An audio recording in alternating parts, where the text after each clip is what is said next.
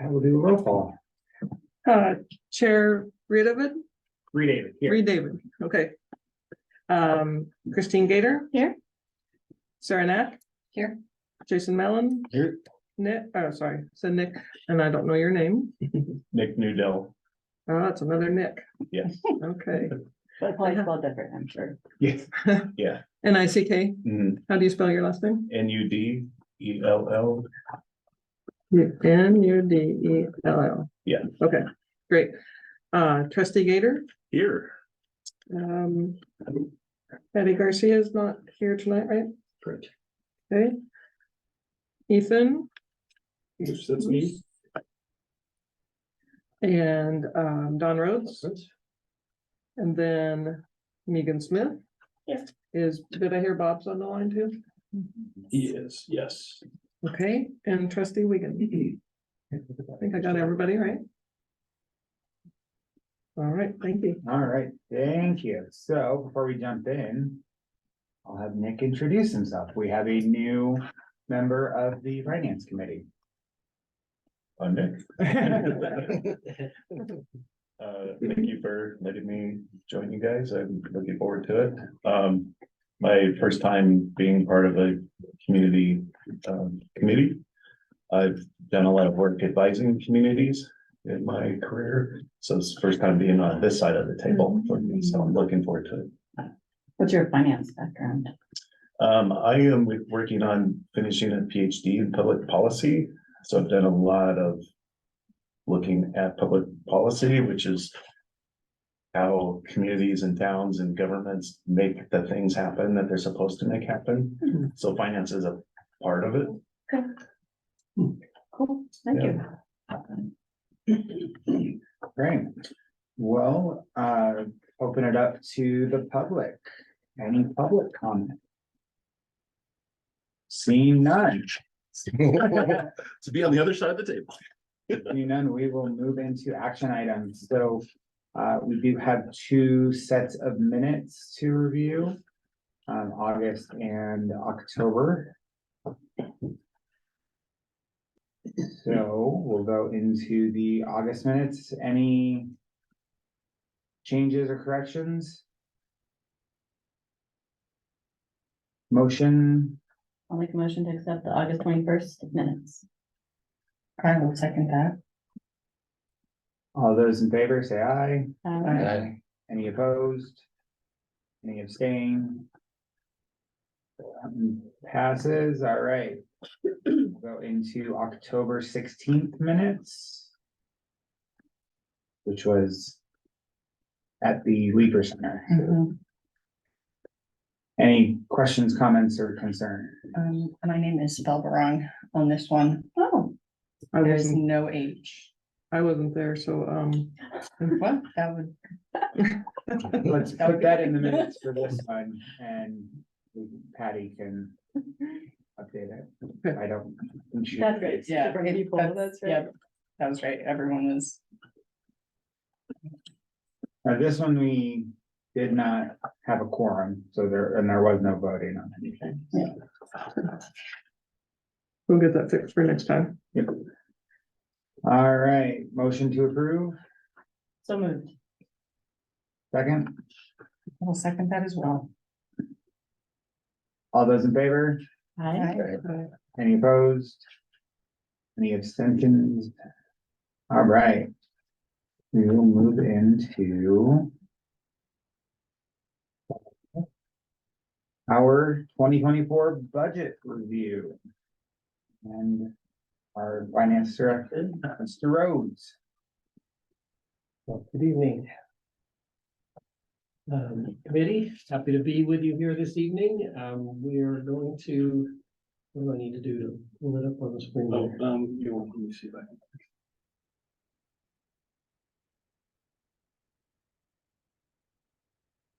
I'm going to work through, because of the relative time constraints of tonight.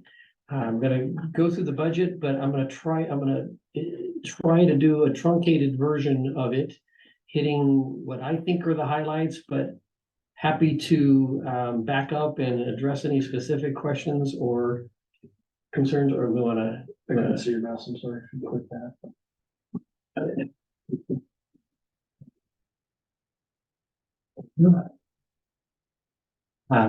So we're gonna start out, so I'm gonna go through it fairly, what I think is efficiently, but stop me if something comes up, because some of you have seen this multiple times. And then some of you, this might be the first time, so for sure, if there are questions, let me know and we'll go through it. What I did to the first couple of slides that we'll see here tonight was to walk through some of the changes between the budget that was presented in October versus the one that was presented to the board last week, just to show some major changes there, and then we'll talk about the updated budget itself. So in one case, the dollars that were allocated to the general fund for that use tax, so we have a use tax on building materials. And in the first version of it, I had allocated it, I'll call it erroneously, all to the general fund. But when I afterwards went back and looked at the budget, 40% of it had been allocated to the Parks Fund. So I corrected that. So it's 60% to the general fund and 40% to the Parks Fund. So that hurt the general fund a little bit, helped the Parks Fund. There was also some changes because town staff took a look at the number of building permits. We're in this kind of interim period while we're looking at the budget, but it hasn't been adopted yet. We're always looking at revenue estimates and what are the numbers behind the revenue estimates. And, you know, things change over the 3 or 4 months it takes to adopt a budget, things can even change. And so staff got together and looked at the number of building permits and actually lowered it. The estimate for 2024 was going to be 70 permits. It got lowered to 50 permits, trying to make it a little bit more conservative. It's kind of important that you don't overshoot those numbers. And so it hurts now, but we're trying to make it as realistic as possible. Hopefully it's better, but we try to be realistic and conservative. So that affected some of the revenues in the general fund, in the water and sewer fund. The raw water dollar amount there, the 775,000, that's a little bit different. In that we collect a fee for raw water when a development happens. But sometimes it's a cash collection and sometimes it's in water shares. And what this does is it just recognizes that we're only expecting to collect 10 permits in cash. The rest of it would be in water share. So the actual revenue in the fund, if you look at it on a generally accepted accounting principles kind of basis, the revenue in the fund will be the same. But for budget purposes, the cash flow piece of it isn't going to be nearly as large as we first projected. So this isn't a bad thing. There'll still be an asset on the water fund's balance sheet of water shares. Okay, so that's a different kind of asset than cash, of course. But for budget purposes, it does affect the cash flow of it. So it looks bad, but it's not as bad as it looks. But it does affect the cash flow. There were some grant revenues we talked about back in October, specifically for streets and storm funds, that those grants are far enough along. Again, maybe I was being too conservative in October. Grants can be iffy sometimes. You want to be careful with them. But when I talk through with the staff related to the grants, we have grants that have been awarded, and it's just a matter of doing the project and getting the reimbursement. So in cases like that, we went ahead and added those to the revenue estimates. And it helped the streets and the storm funds by those amounts, which was quite beneficial. Some other major changes in the operating budgets. We went through kind of a little bit of a fine-tooth comb there from the October to the November version, and reduced budget line items where we could in the general fund and the other funds to save some money. And then the grants to enterprise funds, we'll talk about that more when we're going to look at the water and sewer fund in particular. But what the board asked staff to do back in October was look at a scenario where the general fund transferred to or granted to the water and the sewer fund the maximum amount allowed by law, which is 10% of revenues, in order to help out those two funds in any way we could. And the general fund is in a position, as we'll see, that it can do that now. Couldn't do it forever, but the board did allow us to factor that into 2023 and 2024. And so that's what these amounts represent in the water fund and the sewer fund. We'll look at that in more detail in a little bit. The overhead, administration overhead, again, without belaboring it too much. Enterprise funds they act like small businesses on their own. The theory is they stand on their own like a business would. And so what the overhead is, it's the general fund providing, payroll services and finance services and HR and administrative services, and then charging the other funds, for those services. And what we did here was the town administrator asked us to go back and look through, because periodically you need to update that model as duties change, as positions change, you update the percentage allocation, you update that model. So we hadn't expected to do that this year. It was on for next year, but given all that's going on with the budget, we decided, or she asked us to take a look at that this year. So we did, and that ended up benefiting the water and the sewer fund by a little over $200,000 between the two. Again, so as we'll see, that comes out of the general fund, but that's a fair allocation. And then one additional amount, the North Pruder Irrigation Company water cost for the 2024, that went up $325,000. But there was some good news on that front as well. The invoice we just received was $230,000 less, right? Well, the invoice for 2020, water year 2023 that we 2023. received was actually $800,000 less than the original budget for the year, The original budget, yeah. and a couple $100,000 less than our last end of year estimate that we had made. Okay. Yes. So Yeah, it came thank in you. a So- little over 1.5 million. So that additional $230,000 decrease isn't factored into these numbers yet. Actually, for what it's worth, Meagan and I are gonna be working through the next couple of days, syncing up the budget numbers with the rate model, the water and sewer rate model numbers, so that we can provide the committee and the board with an updated look at that 5-year projection. Just as an aside. Okay, so let's spend a little bit of time. I apologize for all of the numbers on one page, but you're all finance folks, so maybe it's a welcome side, who knows? But it's we'll just pretend that's the case. But what I wanted to include a slide like this because it shows all funds of the city in one place, and you don't see that very often. So just some highlights here for some of you that may not have seen it yet. Some of this might look terribly scary if you haven't seen it yet, because you can see total beginning fund balance up in the upper right-hand corner. There are $43 million. And somehow in the lower right-hand corner, we end up with $20.9 million at the end of the year. That makes it look pretty scary there. But as we'll see in the capital section there, we have two very large capital projects that are winding down right now with the water plant and the wastewater plant. And that's where this is. It's the timing of those payments is making it look that way, which is why I broke it out with net operations, that net operations line. So we have beginning fund balance, operating revenues. Although as Trustee Gator pointed out at one point, I do have grants in there, and some of those grants are capital related. So, I'll break that out for the next rendition of the budget. But then the transfers you see in the water and sewer fund, $695,000 and $371,000 in 2024. That's that grant or that transfer from the general fund that we talked about. And the transfers in the general fund, that 1.689 million there, that's that administrative overhead piece coming from the other funds to reimburse for those expenditures that we talked about.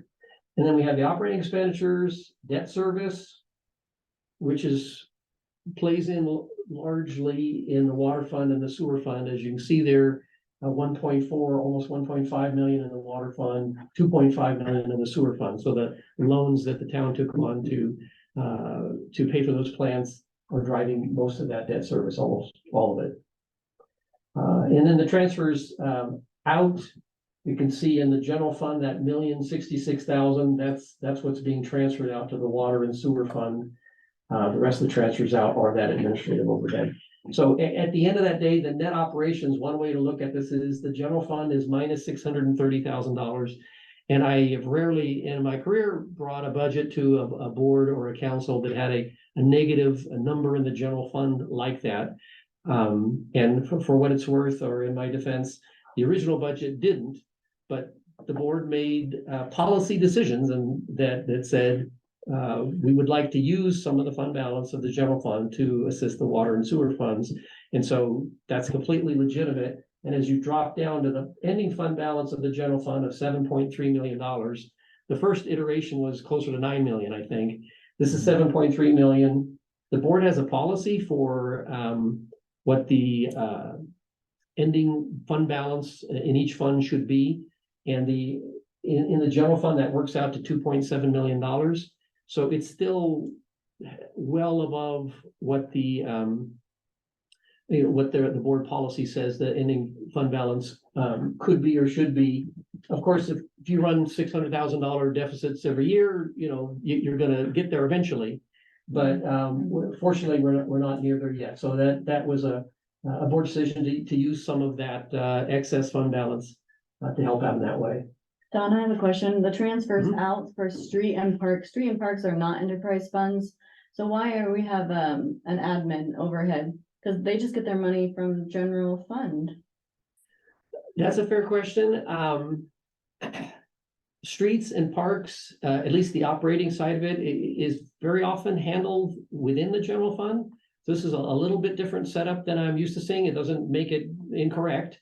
Funds can be set up any way you want them, but particularly in the case of the Parks Fund, that's very often, think of it, it's a recreation program. It's kind of like the library. It's a benefit for the community. It does raise some of its own way with recreation fees, but it's never meant to pay for its full operation. So when we look at that fund and we say, well, the Park Fund is minus $373,000 in net operations, and then we're spending another $300,000 in capital there. I look at that like if that was in the general fund would be paying for that. So that's why that one doesn't alarm me as much as maybe some of the enterprise funds when they go negative, because you expect those to pay for themselves. You don't expect the Parks Fund. As far as overhead, those programs, they do collect some taxes, or some of the general funds tax revenues are allocated to those funds. I think it's a way of recognizing that those funds have need for administrative services as well. But that's the enterprise funds are the ones that are mainly need to have the overhead charges to them. These programs, it's more of a policy decision or past practice. Yeah, even the fact that they're in separate funds is really more of a policy decision than anything else. That answer that. Okay. Okay, so that's the street. We talked about general fund, parks. Okay, then we're going to look at some of the individual funds separately. I think those are the main points I wanted to make on this slide. So we'll move on. So the general fund budget, this just expands it into the 3 years. The 2024 numbers are the numbers that we just saw. This is taking a look at 2022 and 2023. You can see in 2023 our revenues over expenditures. It's a kind of a governmental way of saying net income in a way. Is also a minus number. It didn't used to be, but because we're transferring out, we're proposing transferring out not only in 2024 but in 2023 to the water fund. That did turn that year slightly negative. Let's see, we've talked. Just out of curiosity, is that considered like a budget amendment for 23, or is it just an It is, yeah. So what we'll bring to the board next month is not only the resolution to adopt the budget for 2024, but a resolution for a budget adjustment in 2023. Yeah, so that's it's a separate action, but the year is still open, so the board can certainly do that.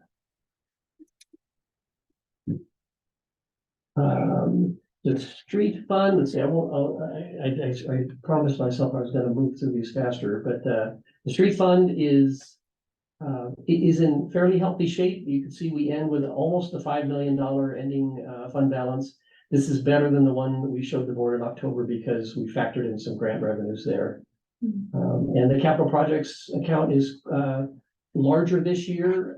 There's some pretty neat projects downtown, some street projects downtown that are gonna make things a lot nicer. But much of that is grant funded as well. So there's, you see $1.9 million in expenditures there, but much of that is grant funded. Okay, let's talk about the water fund a little bit. Let me just go to the exploded version here. So here's the 2024 fund balance for the water fund. And for those that haven't sat through before, just the water fund really comprises three different reserves.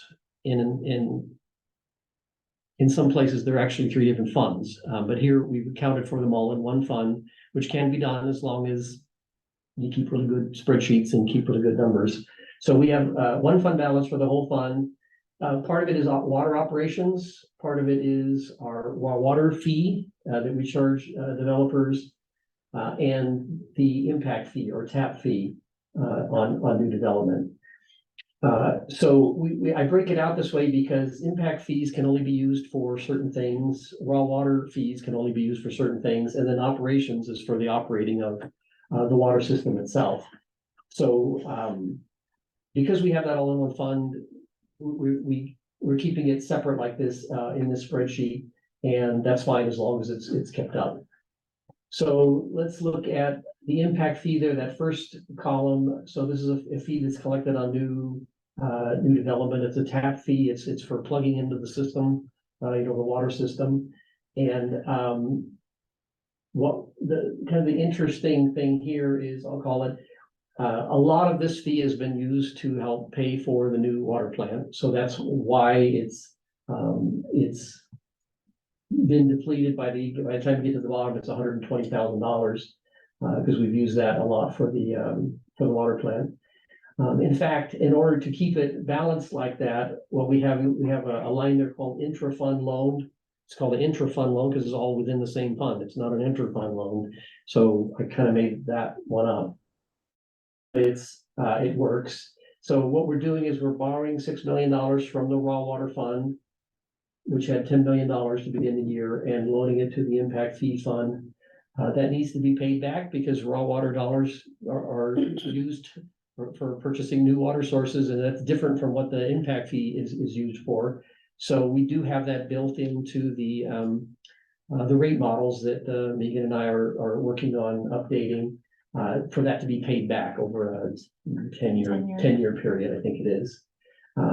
So that is, we do need to treat it like a loan. In fact, when we come back to the board in December, we'll actually call that out separately and document that so that it's clear to everybody. I mean, it'd be by board action that would happen with a repayment schedule. So anybody that comes along later will see that clearly. And then in the impact fee, so we have transfers out for capital projects. That's finishing up the water plant, and with $120,000 because of that $6 million loan. In the raw water fund that or reserve, that's for if an opportunity should come up to purchase new water sources. That's what that money would be for. So it's a little frightening to some of my public works colleagues to have that much, loaned out. But I will say we do have, you can see in the middle of the page there, transfers out to capital projects. 2.5 million of that 2,650,000 is a budget line item for water purchases, new source water purchases. So actual appropriated dollars should an opportunity come along. If something more than that came along, there's still $2 million left in the ending balance of that reserve. So we do have some capacity, not 10 million, but we do have some capacity there. And as that 6 million gets paid back, that would increase that. And then finally, operations, it looks a little bit better than it did the first go round we had in October because of the transfers in from the general fund, or that grant from the general fund, $695,000 in that year. So we end up, if there's anything else interesting here.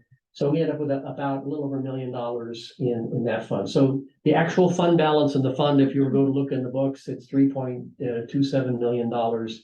But it's important to keep in mind how that breaks out, so we know how each of these individual sources look.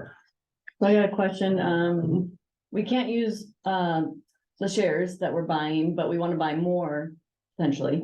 We have budgeted 2.5. And the reason is so that we have more say at the table, more power at the table. What's the word? And that 2.5 million is not earmarked for specifically North Poudre shares though either. So it's the ability to purchase any available water that is useful to the town that might come up. Okay. So, yeah. Not just North Poudre. Sorry. Are transfers in from the general fund paid back as well? The way we have it structured, no. I mean, you can just transfer in the form of call it a grant, up to 10% of the revenues and still call it an enterprise fund. And so we don't have it. It could be structured that way. If more transfers in the future were needed, perhaps a loan would be the way to go, but they're not structured that way now. They're just straight up grants. And this is that 10% comes from the Tabor limits, right? Yeah. Yes. The reason we chose to go the grants route is you'll see it, especially in the sewer fund, but the thing that's really killing us is the debt service. Because the size of the plants that we're doing are meant to support around 20,000 to 25,000 people. Well, we have 10. So we don't have near the users needed to pay for the whole thing. So we have a huge amount of expense going out on that right now. So if we did a loan, then that would tack on more debt service, which then creates more expenditure, which then has to have more revenue, which leads to higher. But if we can make it work with the grants, it decreases our ability to do things in the general fund. But that has been fairly good to this point. And so it allows us to kind of backstop, so we're not having to put as much pressure on the ratepayers. That's the reason the board went that direction. Okay, the sewer fund is different and similar. You can see the transfers in from the general fund. We actually had a transfer in 2022, and then the board just approved 2023 and 2024. In fact, they approved at least conceptually 2025 as well. It's just that we can't budget for that far out a year just yet, but it is in the model right now to approve 2025 as well. So that helped this fund. When we looked at October, the sewer fund, it was $300,000 or $400,000 in ending balance. Now we're at $700,000 in ending balance of that fund. But this is the debt service that we were talking about earlier. You can see, operating expenditures for the sewer fund are 1.4 million. Expenditures are 2.5 million. Or I say debt principal there, that's principal and interest. That's the full debt service payment. So it's a significant payment. It's a $48.5 million loan. It's a little over 3%. So it's a significant payment, and it's what's driving the pressure in that fund at the moment. So we're good. I'm going to call it for 2024 with $700,000 to the good. But let me go one more slide and just talk a little bit. We went over this with the board last week. So Meagan and I are still updating the rate models to be in sync with the latest changes, including these grants. But a first look at that showed us that in 2025, we were projecting a $1.5 million shortfall in the sewer fund for 2025. So we're 700,000 to the good now, 1.5 million upside down in 2025. That's a projection. We don't know that. Reality will unfold over the months ahead, and we'll see what actually happens. But you have to plan ahead. You have to have projections, and so that's where we are, and that's what we're updating right now, so that we can show the board that next week. I guess it is. Yeah.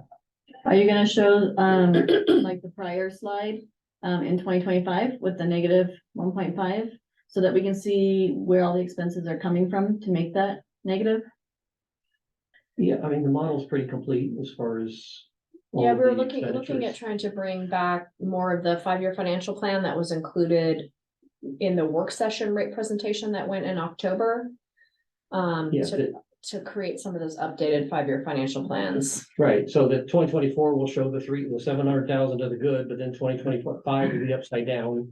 And then, you know, Show as it it goes starts positive. climbing out after that, but it's, we wanted to bring this to the board's and the committee's attention because, you know, we take it seriously when we have one point, when you're projecting that close in, you know, it's not next year, but it's only the year after that, $1.5 million upside down. It's not like the water fund that can borrow from within itself. It doesn't have that advantage. So, we just, at this point, no action needs to happen, you know, as far as that goes right now. But it's good to think ahead. How do we cover that? If it stays 1.5 million, if the projections are just spot on and that's where it stays. Some ideas we talked about were, an interfund loan. We've already got in 2025 a grant included in the model for that. So this would be above and beyond that. But to go above and beyond that, it would have to be in the form of a loan in 2025 anyways. Now the board has quite a bit of flexibility as to what the terms would be. I mean, how long it's paid back over, when that repayment starts, even to a degree, you know, the interest rate, as long as it's reasonable there. So there's some flexibility because we're borrowing from ourselves, but that is a possibility from the general fund or possibly another fund, like the street fund, for instance, is about $5 million of ending balance or some combination. So that's one possibility. Another possibility of things we don't have to look at yet, but should start thinking about would be, should we reconsider the timing on some of the capital projects in 2025? There's a couple of fairly significant ones that, again, I hope my Public Works colleagues are okay with me including this bullet here, but because they're all important projects. But sometimes if you're facing a shortfall, you have to look at a combination of things. And then another one, again, this is an unknown, but anytime you have a large project like the plant, there are contingency accounts as well. Sometimes you don't spend all the contingency dollars. That's an unknown and probably won't be known until late summer, early fall next year. But it's a possibility that there could be some savings there. So any one of these or a combination, and there may be other ideas not here yet, but any one or a combination might be a way to come out of that hole. And then, as we'll show when we get the updated numbers, the model projects that we pull out. The last model I saw projected that we would pull out of the negative fund balance in the sewer fund by 2028. That's the last version I saw. So again, models are models, you know, whether the predictions hold.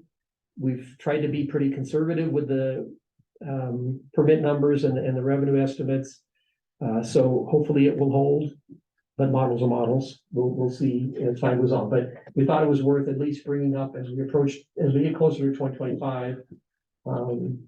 We might want to take a close look at that. In fact, maybe a mid-year review of some kind next year might be worthwhile.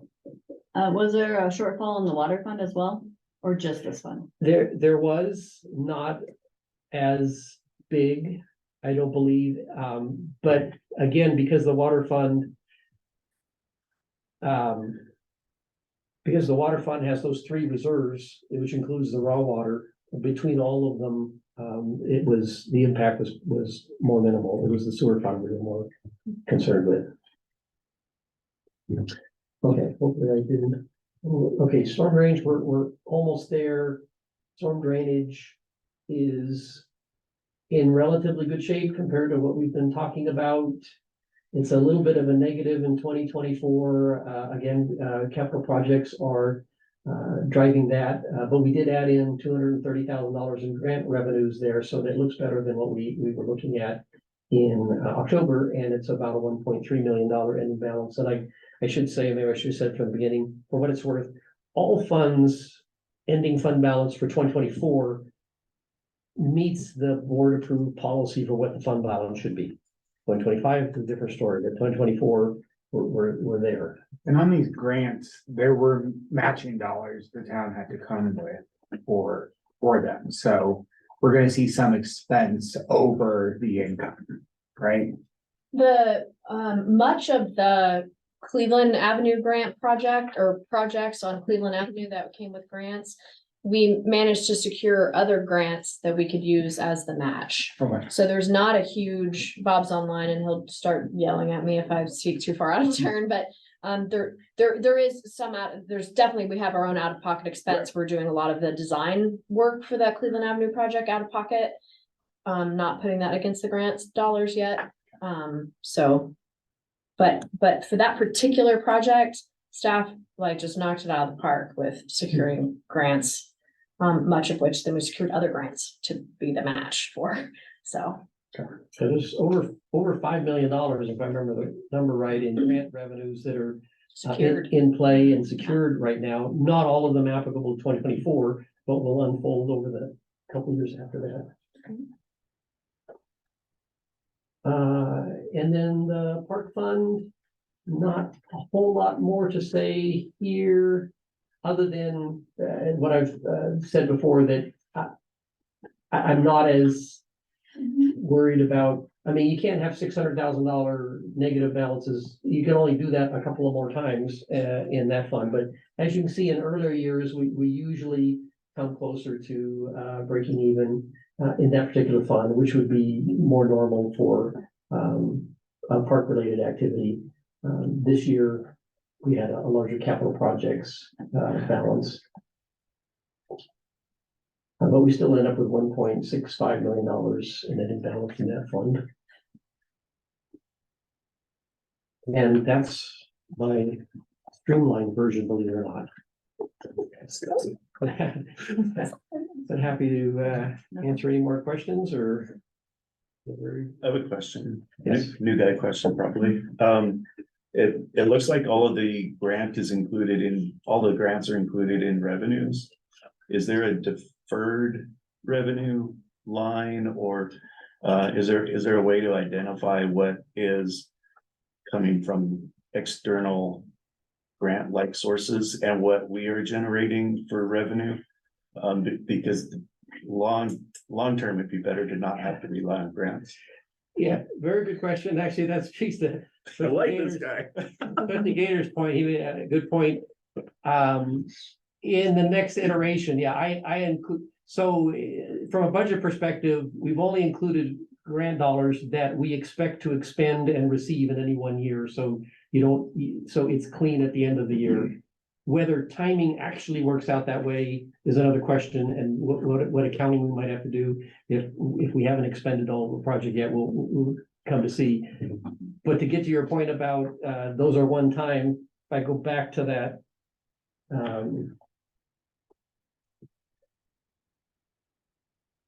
Let's see, we'll go back to the big, this one here. So in operations revenue, in the street fund and in the storm fund, those include grant dollars. What Trustee Gator's suggestion was, and it was a good one, is those grant dollars should drop down to the capital section to recognize the fact that those aren't ongoing revenue streams. So that's a very good question, and we're gonna make that change. That's a great point, because that was my exact thing was, it's great that we have it, awesome job staff, but we want to make sure that we can easily look at the numbers and say, okay, what's our revenue, what's our expenditures, are we right side up, are we upside down, and then let's adjust either way. And for what it's worth, both of the funds, the street and the storm fund, are still positive in net operations even without the grants, but it is a better representation to show them down in the capital section since they're supporting capital projects. Very good point. I have questions about the salaries in my email. Do you have we go over those? I didn't come prepared to discuss the details there. I did see that there was a response to that, but I don't have that. I didn't come prepared to talk about any of the details there. And I wasn't the one to put the analysis together, so I'm not sure I'm the best person to talk about that either. But I know an analysis was done addressing the question. It's just a matter of getting that to you and the rest of the committee. Oh, I haven't checked my email today. Was the email today? Is that what you're saying? It was emailed? I don't think it's been emailed out yet. Oh. No, I don't. It's been done, but it hasn't been sent out. Got it. Yeah, it's been done, but it hasn't set out yet. And it wasn't something I was focusing on, I'm afraid. Okay. But there is an analysis and that should go out soon. I do have another grant question. Are any of the grants at risk? And so should we be? That's the question, because whatever the answer is to that might be. Again, a fair question and one that's always top of my mind, because the first iteration of the budget, I didn't even include any grant revenues, because I tend to look at that point in time, I didn't know the status of them, because grants can range from kind of wishful thinking. I'd like to apply for this, or maybe I did, and I crossed my fingers. Okay, that I wouldn't book. All the way to, we applied for the grant was awarded, and it's just a matter of us expending the dollars and then seeking reimbursement and talking to staff. That's where we are with the grants that we've included. They've been awarded. So, you know, the at risk is fairly small. I mean, nothing's for sure in this world, but given the grantors involved and the status of the grant, we felt like the risk was low enough that we could include them. Okay, thank you. So excuse me, I misunderstood Patty. I thought this was going to be shared by the town, but it was sent to me. Oh, Whoops. okay. So we do have a response that says I can share it at the meeting. So I will go ahead and just forward it. Thanks. I have a question about the drainage fund. There's salaries in the drainage fund in 2023, but not in 2024.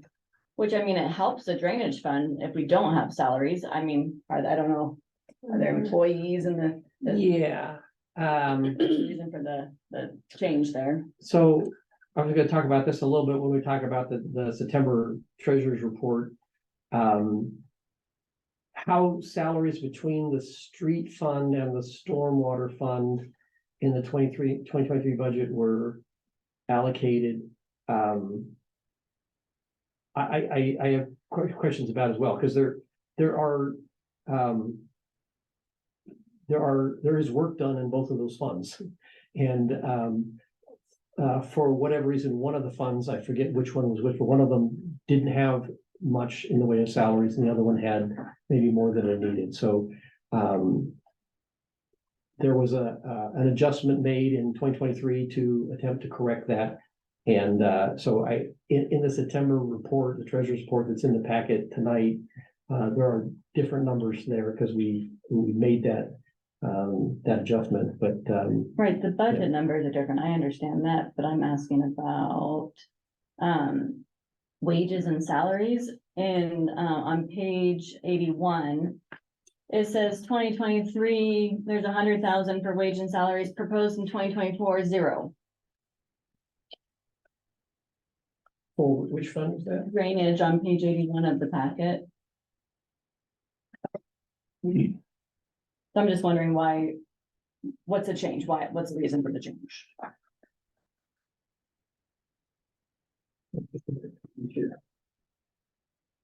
I like it. I mean, it helps the fund out. I mean, less expenses.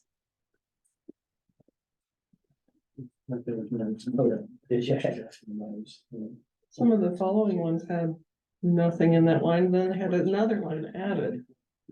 With a dollar amount in it, but no benefits. Okay, right, so there's two wages and salaries numbers there. There's the one that's account coded 207-15, 5100, and then there's 207-34, 5100. Got proposed, yeah, that Zero. yeah, that I would need to check into. Let me make a note of that, because that sounds like a similar thing that we had in 2023, where the allocation for wages and benefits between storm and streets didn't get done right. So that's a good question. Let me check into that one. And Do we have employees in that fund? That, I mean, I don't know.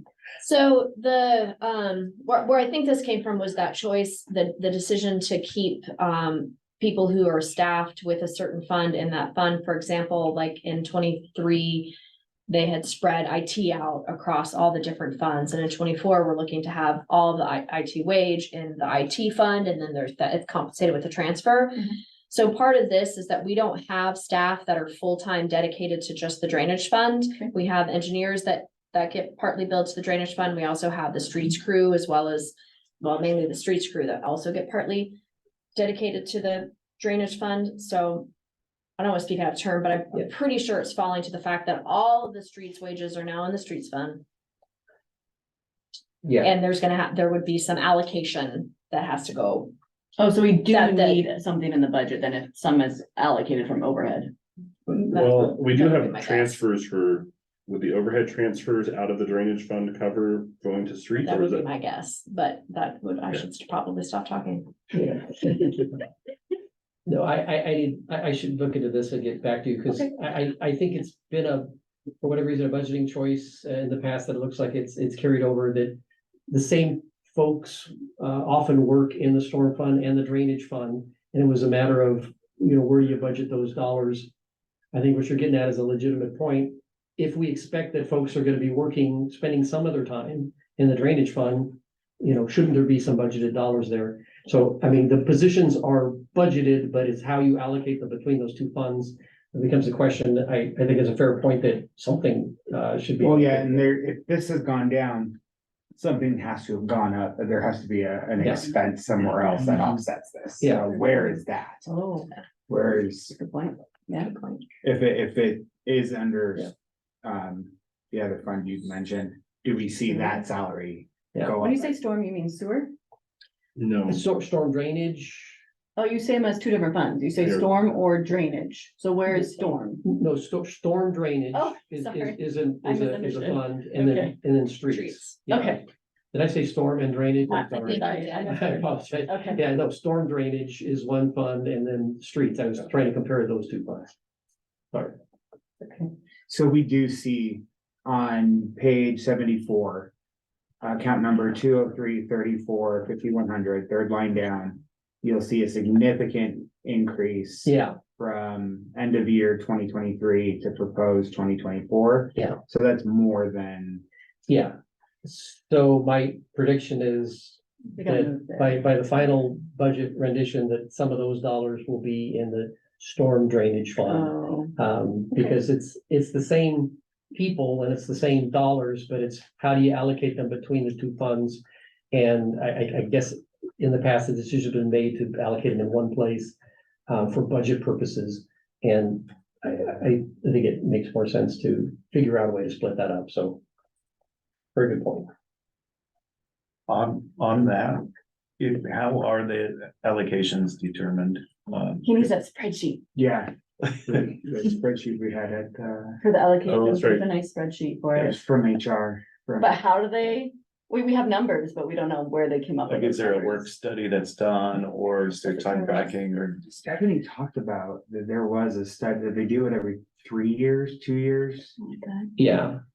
It's not done from timesheets. We don't have a tool that allows us to capture that closely. So the overhead piece of it is based on a study that's done usually every 3 years. This time we did it a year early, looking at the percentage allocation for overhead purposes. This particular question is one about, and not necessarily the overhead, but the actual, work that these workers do. How does it split between their street work and their storm drain work? That we'll have to talk to our public works friends about and figure out a way to estimate that allocation. And that's all, of course, any budget is an estimation of it. So that allocation is different than the overhead allocation, is what you're Yeah. saying? Okay. Yes. Yeah, overhead allocation would be for people like me, how much of my time is spent on water and sewer versus general fund type things. As opposed to if you have a field worker, how much time are they spending on streets versus spending on storm drainage? And you look at past history and experiences is one way to look at that. That's a good one. But that obviously hasn't been done in this line item, so we will look into that. Thank you. And then as far as our shortfall for sewer, oh, you're on the page. And one of the suggestions being the capital projects delaying, reconsider timing, delaying. Is that something that, I mean, just an idea is delay a little bit in 2024 and then a little bit in 2025 so that you don't have to delay a lot in 2025? And I know that's just an idea. I mean, it depends on the project. Now, I don't want to speak out of turn about what can be delayed and when, but, yeah, I mean, it depends on the project and the need for the project and the timing of it. So, I mean, that's something we can look at. And then is the reason, charging more, would it be impact fees? Sewer? No, it'd be both residential and impact fees, rates for sewer, charging more than the 5%. That's not an option, is it? Just because it's not a good option? For the impact fee? Yeah, both. For 2024, the rates being proposed aren't being increased further than what had already been discussed. And those rate models would be reviewed annually. So if we move into as we're approaching 2025 and there's additional need to review in more detail or capturing new information, that will be done as part of the review process. That'll kick off towards the end of 2024 for 2025. So that could include additional. It could be a possibility. Yeah. Okay. Yes. Okay, yeah. That would be reviewed at that time. One of the things, though, is that we'll get into in the rate discussion is trying to not limit, I mean, yes, of course, it's always an effort to try and limit the impact to residents, but also that variable impact, those big swings and the unplanned and coming in again and saying, well, we had a plan and now we have to deviate from that plan and do this instead. And so we're trying to see if we can maintain on the path that we're setting out for ourselves and modify other things rather than modifying impact to the residents, if we can help it. Oh, yeah, I would definitely agree, like delaying capital projects if possible. But I was just thinking if we could do it over a couple of years instead of all in 1 year, that impact will be less on the capital projects. Yeah. Any other questions or feedback about the budget?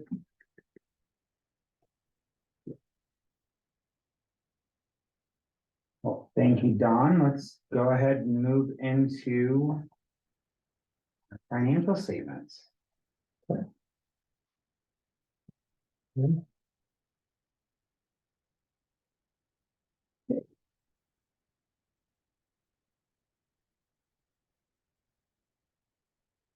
So the financial statements, sometimes known as the treasurer's report. It was included in the packet, so I didn't bring. Page 111, if anyone's looking for it. Yeah, it starts at page 111. There's a history here, as I understand it. I think for a good portion of 2023, we didn't have financial reports. And then we had some, but there were some issues with them. And so one of the things that I said that I would do when I came here was, well, let's get the budget done. That was kind of the one of the first things. But then we also wanted to start up the financial reports again.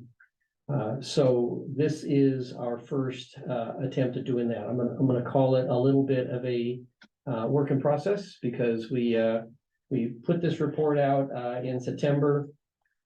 And then a couple of the board members asked some questions about some of the budget dollars. And so the version that you see here tonight is an updated version from what we showed the board last week in 3 ways. One of them was some of the wages had changed from the original budget. There was a budget adjustment that was done in the middle of the year. I think the essence of it was to help reflect better wage dollar amounts in the budget between streets and storm drainage again. So that was one of the effects of it. But it plussed up the budget a little bit, and so, that's a, no. And so we backed that entry out. Although, so we kept all of the funds, the total dollar amounts are the same, but in between streets and sewers, we adjusted between the operational and the overhead pieces of it so that those made more sense, but the total dollars per fund are now okay. So that was one category. Another category was there was 10 line items in the original budget that were labeled to be assigned. In other words, we didn't have there were new account numbers. It was a line item we didn't have an account number for. So it was listed in the budget as to be assigned. Those 10 line items spread amongst, I think, 3 different funds, just for whatever reason, didn't make it into the budget. So we corrected for that. And then finally, in the CIP fund, we have a capital improvement project fund, Fund 211. The way we use it here is it's kind of a clearing account. We spend all the capital dollars there, and then the individual funds that own those projects, call it, dollars are transferred in there. So capital projects funds are done differently from place to place, but that's how we handle it here. So at the end of any year, like for instance, in our annual audited financial report, we don't show a capital projects fund because it's basically a clearing account. But in Fund 211, you'll see all the capital project expenditures. There were five projects that had expenditures without budgets, and that's because they were projects that were budgeted the year before, or sometimes the year before that, and had not been completed. And so what we apparently didn't have at the end of last year was a good process for carrying over dollars, unspent dollars of approved budgets. So for those 5 projects, we've added those carryover dollars in to show that they were approved dollars. They just hadn't been carried over. So we'll develop a good process for that for the end of this year. But for this particular statement, we made those adjustments. So hopefully that didn't confuse things too much. But what I'd also like to do in the future, what this shows is for the end of September, it shows that period. So the month of September, revenue and expenditure activity, year-to-date actual for those 9 months, a budget amount, and then kind of the unspent and the percentage after that. This is the sort of report that I'm used to seeing that is good for town management, department heads, and other staff should get this so they know how their budgets are coming along. I'm not sure sitting here how our department heads have been able to manage their budgets. You know, many of them, I'm sure, have come up with their own ways and spreadsheets and different ways of doing things, and that's not optimal at all. So what the idea of this report was to provide a management tool for the departments to be able to look at and see. The revenues are always interesting, and they're interesting to me, and I'm going to be looking at those. But at least on the expenditure side, operations, how is that looking so that they can keep tabs on that? And then, of course, for this committee and for the board to enable to keep their oversight role in play. That's what this type of report can be used. What I intend to do and didn't have time for in the future is I'd like to add a page or two that's like an executive summary. I looked at the treasurer's report for the city of Fort Collins, for instance. It's pretty good. They have some good executive summaries and some charts and things like that. So I put a little bit of that in the staff report or the agenda memo that went to the board. So I hope to add that to this report, just because it's a fairly long report, a lot of numbers, and some people are fine with that. Not everybody is. And so I'd like to have a report that has kind of an executive summary. These are the things that jump out, at least as me as town treasurer, that are worth looking at. And then the other thing I'll say about this report in future versions is I'd like to actually include I'll call it a treasury section of the treasurer's report. And by that, I mean, the town has assets, cash in various places, and that's another oversight thing. That would be more interesting, I think, for this committee and the board than town staff. But it's like, we have a lot of funds in the Colorado Trust, and there's some in a couple of local banks, and how much is that? What is the interest rate? I mean, that's a common oversight type of report to receive as well. So that'll be included in future versions as well, if I can sort of tease what to look for in the future. Just some highlights on this one, just to kind of walk through it. It's designed to have a revenue section at the front and then expenditures for each fund. So this first page, on page 111 of the packet, is the general fund revenues. The fund is listed there at the top. And so I just picked a couple of highlights here. So you could look at that first section called tax revenues. We're at 94%, 94.3% for tax revenues for the year. Through September, you would think it would be closer to 75. That's not always perfect. I mean, not everything comes in even increments during the month. Expenditures tend to act that way more than revenues do.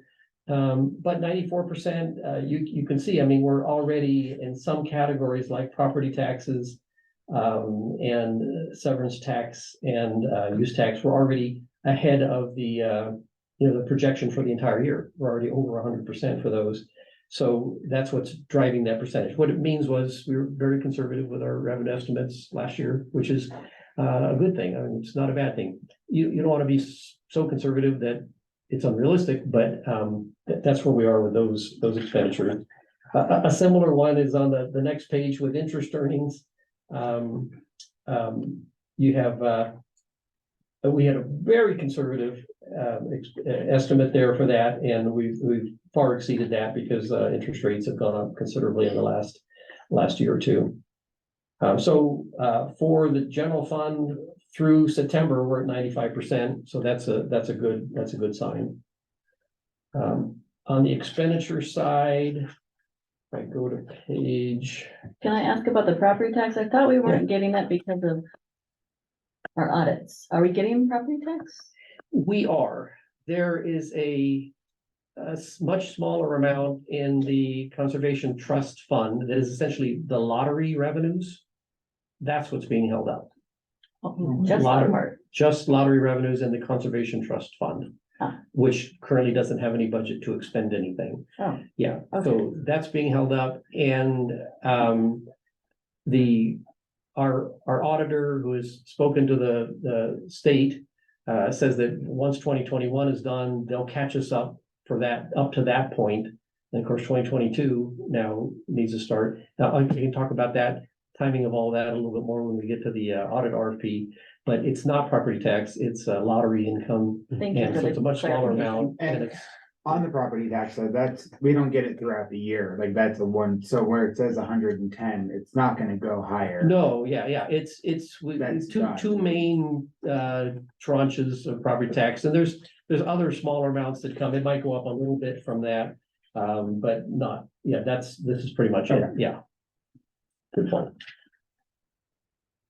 A highlight on the expenditure side, and I'm trying to be efficient here. I don't know if I'm succeeding.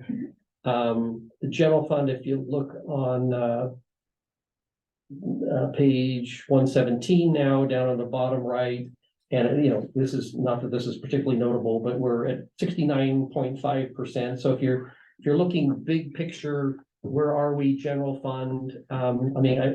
Any line item might be a question, but if we're looking big picture, kind of the first thing that I would look at is that number. Are we if you're at 70, if you're through September, you expect to be roughly 75% on the expenditures. On the expenditure side, it's usually a lot more evenly paced over the year than on the revenue side, unless you're talking about something like debt service or something, because those can come in big chunks, or certainly capital projects. But in operations, you're usually pretty well spread out. So if less than 70% through September, that at least gives you kind of a big picture look that, okay, we're within budget in the general fund. And so let me just walk through a couple of bullet points and then we can answer whatever questions you have here. It seems like you could do the same thing in any one particular fund, looking at just that bottom right number for revenues or expenditures. Like for instance, let's see. Like I was looking at the sewer fund. And on page 125, the sewer fund expenditures were at 80% in that kind of bottom right total fund expenditures. We're at 80%. So that's, you might consider that a little bit of a red flag. It's a little bit ahead. But here's a case of because of the large debt service payments that happen in any 1 year, when those get paid, I believe these are like a February and August type of a thing. So that they're going to be a little bit more front loaded than some of the other expenditures. So that's why that one's a little bit higher. But above that 60 for operating, so we're good. Yeah, for operating, yeah, closer to 60, so in better shape there. Let's see, it seems like let's see. Better find anything else here.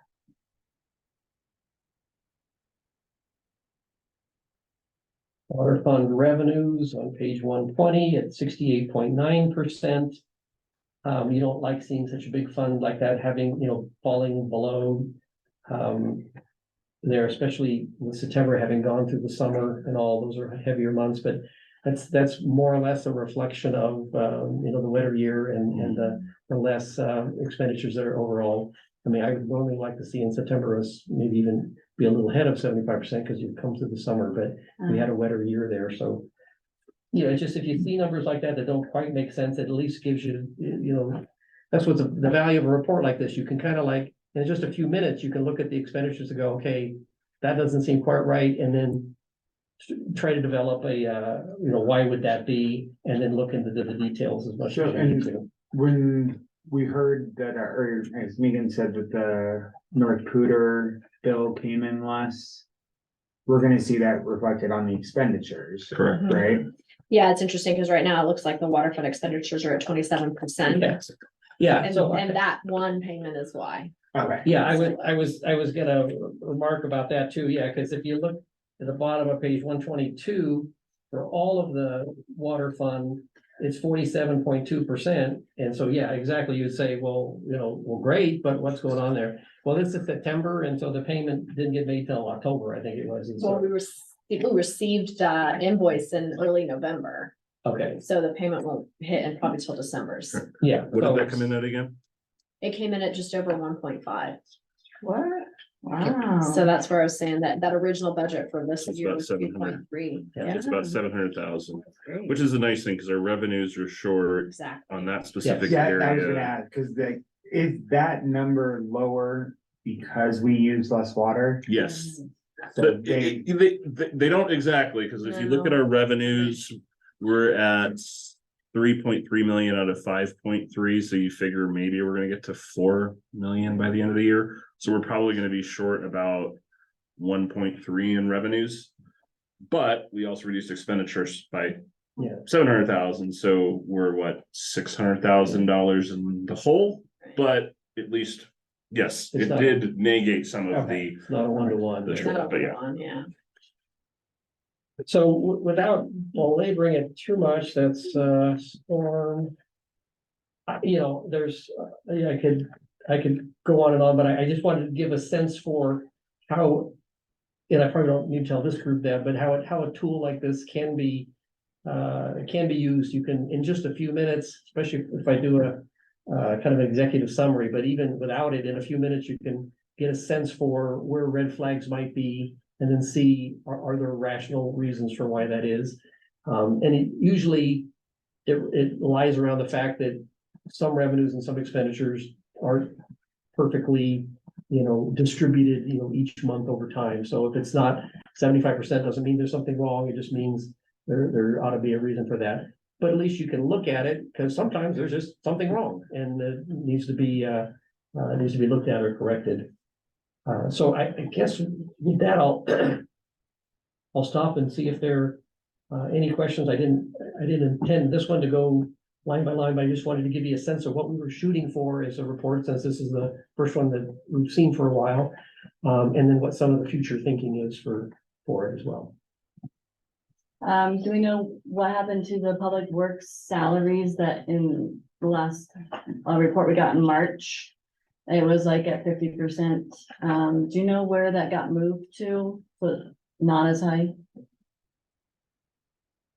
So if you got a report in March, And it was at 50% for the salaries? that So would we got a report in July Oh, that sorry. went through Well, March. for March, I apologize, yes. This was the one that had the incorrect budget numbers, but it showed Public Works as being 54% to budget in March. okay. I'll have to follow up on that one as well, but it may have had to do with that budget adjustment. If you got the reports in July, if you got the reports in March, it would have been before the budget adjustment, but if it was in July for March. No, the budget numbers were correct on this one, the March one, but Okay.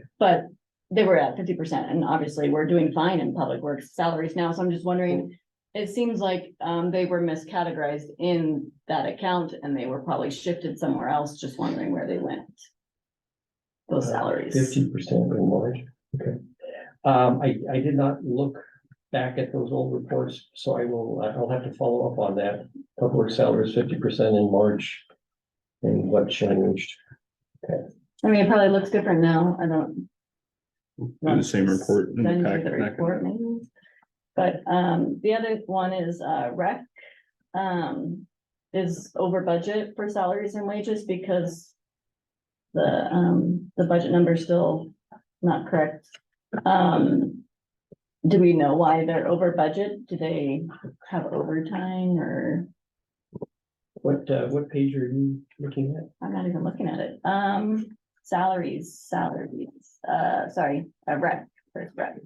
It'll be page 131. Well, the Parks and Rec heavily loaded in the summer Oh, maybe that's why. and activities. Oh, by over budget, you mean over 75%? No, the budget number is not that number. The budget number, So we talked about. Oh, that's what we earlier. This talked one has an about. incorrect Oh, yeah. number, but the number in the report does not match our budget. Yeah,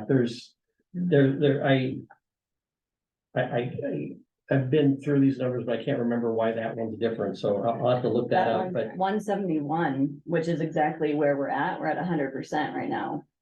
So obviously, we're still going a quarter of the year, so we're gonna be over budget. So I'm just wondering if, yeah, did we miscalculate our budget or did they just do overtime, other things to go over budget by September?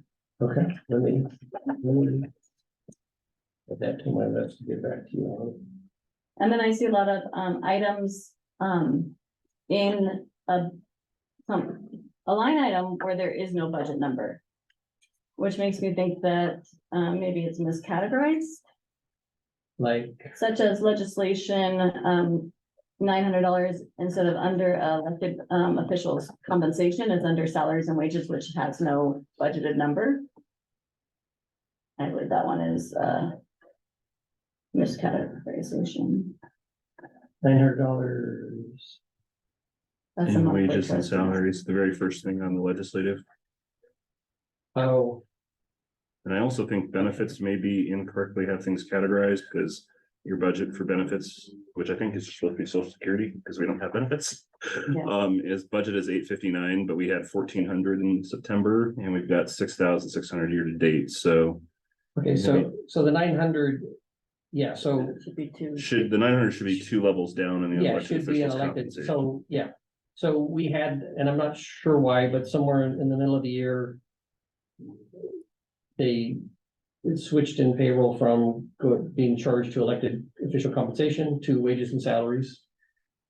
Yeah, I'm not sure why that change happened. So we corrected that and put the wages and salaries into elected official compensation, but apparently in the payroll system, it's still set up, so that 900, that's another payment. So apparently it's still set up to go to that account, so. But I- there's other things like in that same legislative, do you see the R&M computer? It's zero budgeted, but you have 477. So like, if you go throughout the report, there's several zeros where there's numbers in there. And I don't know if that's on purpose for the other items. So a couple of things, just to talk about the benefits for a minute. I'll look at that as well. But benefits include, yes, it's Social Security, Medicare, and workers' comp. Because the board is treated as employees. Correct. I'm just saying, I don't I think think the that, budget number's wrong. well, either the budget number is wrong at the 859, It's just too low. but should the benefit number be actually higher than the actual pay? Because we've got 1446, unless it's like a quarter worth of payments. I don't know how it works. I think I don't have that on the tip of my fingers either, but it may be a quarterly thing. Got it, okay. So let me check on the timing of that. Costs more than paying. I know. I didn't even notice that. And as far as accounts where there is no budget, there's a push and pull between, if you have an expenditure that there wasn't a budget line for, do you put it in a budget line that's not appropriate because you have a budget dollar there? Or do you put the expenditure in the appropriate accounting line? Okay. As long as you don't spend over your budget, Okay, you know, The bottom line. as long as you don't spend over the bottom line. I mean, my That's preference as an accountant is that we charge things to the account that makes sense. Okay. And then don't spend over your budget. That just means you need to underspend somewhere else. And they're at 73.8% through September, so Yeah. that didn't raise a red flag to me, but that's what On next year's budget, do you account for that? Do you say like, oh, we did, I'm just gonna throw out the R&M. It is in there because we have potentially new trustees coming in and we Okay. need to buy them new computers for the town. Yeah. And they've talked about upgrading computers, so that is a line item in there. But it is something to keep in mind that maybe that should be a part of it. I know the mayor has a town phone, so I don't know when that was purchased, if that was last year, if that was this year. That might be that expense if that was done this year. Using that as an example, do we look, when we're budgeting, do we look at these where we had unbudgeted expenses and then next year account for that, plan for that? ideally, Okay, if it was a one-time thing, then probably not. But if it's like, okay, this is a new category of expenditure, then you would want to have a line item for it in the budget and specify it and that whole thing.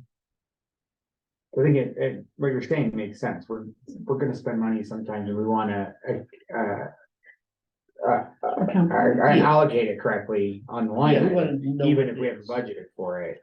Yeah, because But it's, you could never at one point in time in the fall of one year know what might come up. I mean, if it's a major thing, then that might be a different story. For $477. I think they've made the choice here that let's charge it where it should be charged. And then just make sure you don't spend over your own budget. makes sense. Thank you for explaining that. Any other questions? I do. Yeah. There's like 4 lines that I see are kind of repeated between a lot of these, professional development, internet service, professional services. I think there was one other, the way that they're listed, it doesn't give me a lot of information to understand how those numbers were generated and whether they're appropriately in the right category, like in the right budgets. Not questioning somebody's decision to put them there, but just for understanding. Internet service adds up to a lot of dollars when you look at it across all of these. And so being able to look at it to decide, oh, should we be looking for a new internet vendor because this one costs a lot. Things like that are hard to evaluate when you see them split up in like micro categories versus kind of being called out to be like an overall expense that hopefully somebody is paying attention to.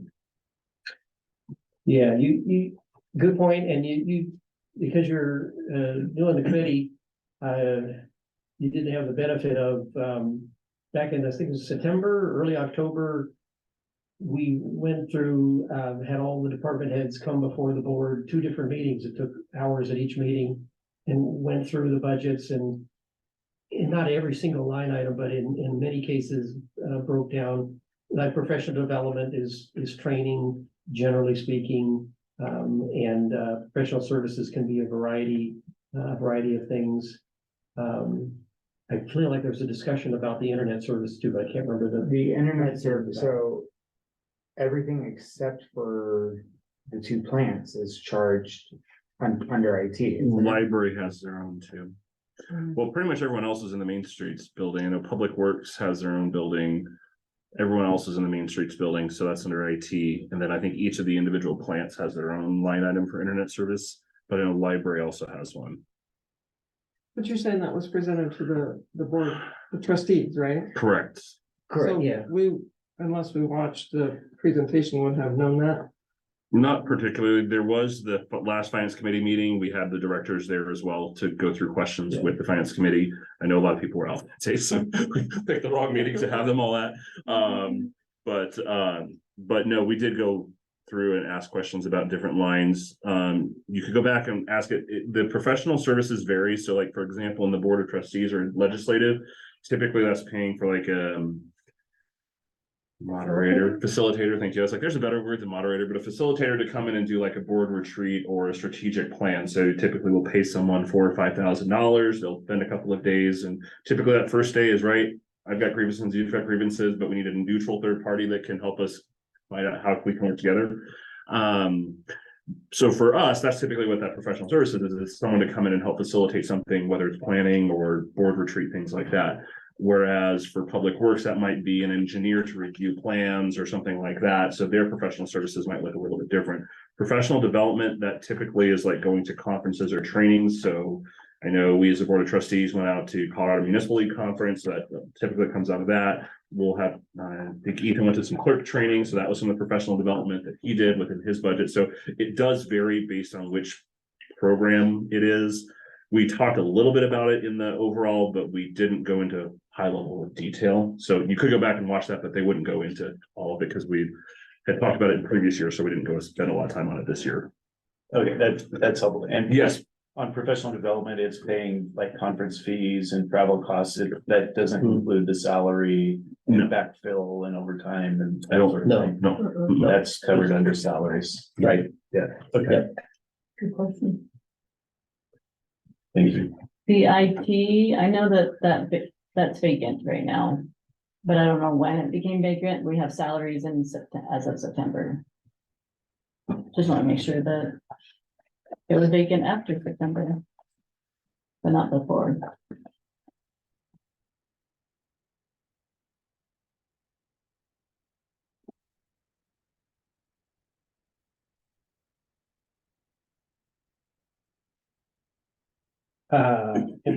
You talk about information technology, salaries and wages.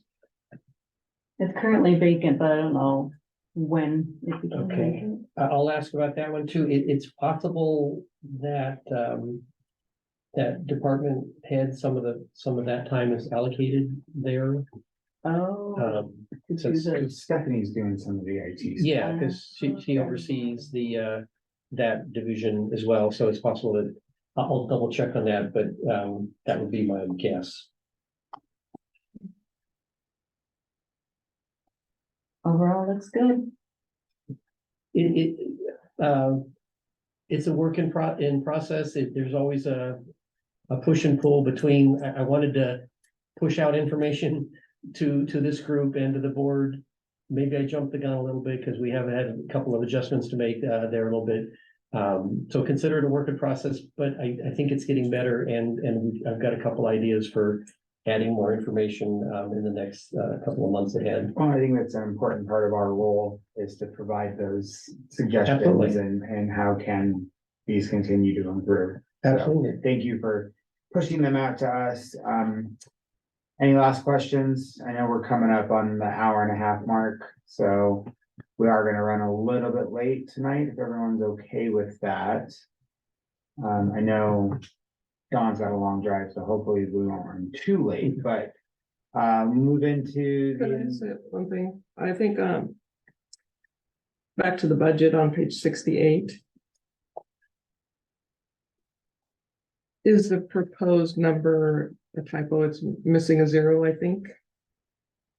For which one? Electricity, sorry. The first line. Oh. I think you're correct. Unless Good it's catch. split out everywhere. Oh, We no, don't it's do that. not. Okay. Good catch. Let me ask you about that one. I don't think it is. I guess I could be wrong. Yeah, because that section has seen some modifications, so I'm not quite sure. I'll definitely Okay. review that, but I think. good catch. Mhm. We're over budget in January. The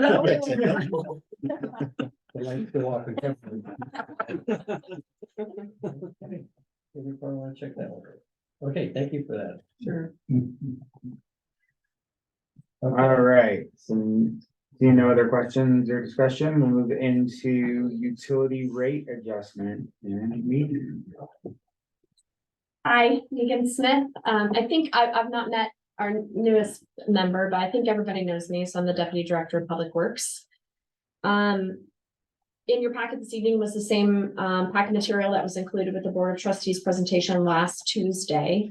It gives a little bit of background around the direction that staff received from the board in early 2022 around looking to perform a comprehensive rate study for the town for both water and sewer usage rates and impact fees at the same time. Previous iterations of some of our rate updates have been a little bit piecemeal and in not necessarily including the full picture of both rate and impact fees, which do affect the funds, and then also doing it all at the same time. So we're not continuously creating this change that's impacting our residents and community so dramatically, and it just seems like it's never ending and pretty significant. So that rate study did include the incorporation of a 10-person utility rate roundtable group that was facilitated with Raftellus. So Raftellus was the consultant that we hired. They're a Colorado-based firm that is very, very well recognized in the rates industry, utility rate industry. They literally wrote the AWWA, the American Water Works Association manual on rate setting for the nation. Highly regarded and respected. So we brought them on board in early April of 2022 is when we signed a contract with for their services. They helped us facilitate a 10-person roundtable. That roundtable was brought in to really talk through what it is that the community, the values for the community, and what's most important in terms of a rate structure and rate setting process. So what are the things we're trying to capture? That could be, prioritizing fiscal health of utility only. It could be, limiting impact, the variable impact to residents. So some of the highest selected pricing objectives that were included through the input from that rate roundtable were essential water use pricing. That is how we wound up with a rate structure, a change in our rate structure where there is a base use of gallons per month that's included in your base rate. It was customer impact, so trying to minimize that financial impact of the bit of a roller coaster that the community had been on for a few years. And part of that was in, the plan that was laid out by Raftellus at the end of that rate study, trying to stick to those planned rate increases so people can understand what's coming and why. Ensuring cost recovery between new and existing customers. That's part and parcel of making sure that we were reviewing the impact fees at the same time that we were reviewing usage rates.